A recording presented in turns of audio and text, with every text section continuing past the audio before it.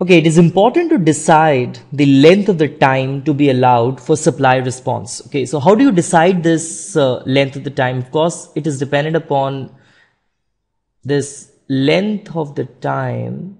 Okay, it is of course dependent upon the supply response. Okay, that is due to the changing demand conditions. That is, can you actually increase the supply in case the demand increases a lot, or can you decrease the supply in case the demand falls short? Is it possible for you? And this helps us in distinguishing between the very short run and the long run.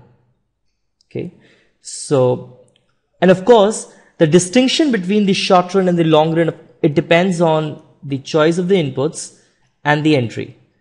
Can you increase and decrease the amount of the inputs used in the production process easily, or because those inputs are going to produce? Okay, and can new firms enter into the market? See, both of these factors, whether these are inputs or entry, both of them, they are going to affect the supply response. Okay, they are going to affect the supply response. In case if you can change the inputs easily, okay, that is, you can increase the amount or decrease the amount of the inputs, you can increase or decrease the amount of the production.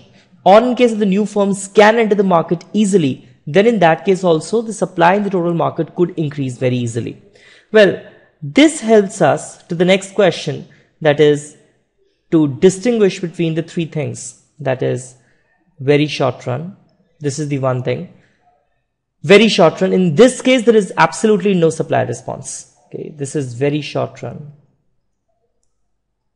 There is absolutely no supply response. You can't change. For example, in case of perishable commodities.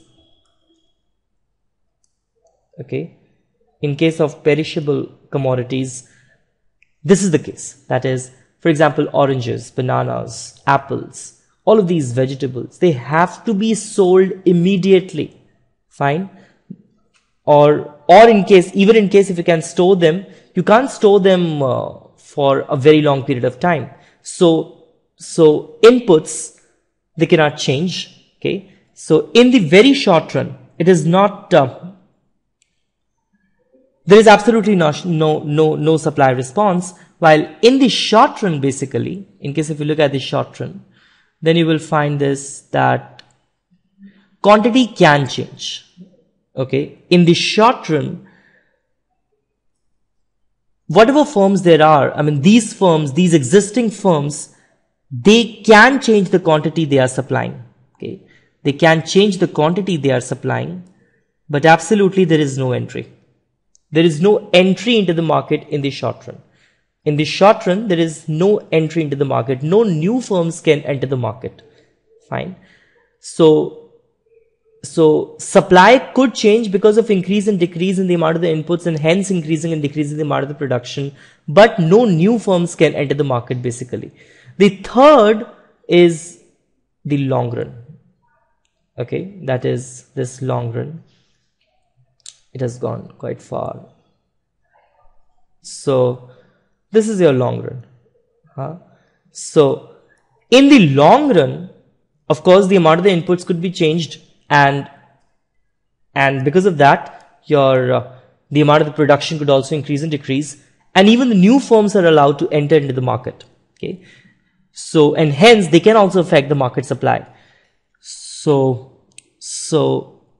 remember this, that it is not possible to give certain kind of chronological definition for these long run or short run, etc.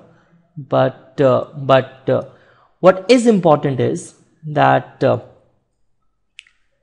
every industry have a different time periods with respect to these runs. Okay, there might be certain industry, for example, your airline industry, where even 5 years is not a very long run. Okay, but there might be some industry even where 5 years is a very, very long run. Okay, so this is a very introductory recording regarding your very short run, and long run. Okay, and in the next recording, what we are going to do is that we are going to see how in the very short run the supply curve of a firm look like, and in case if there are changes in demand, how are the producers going to price their product?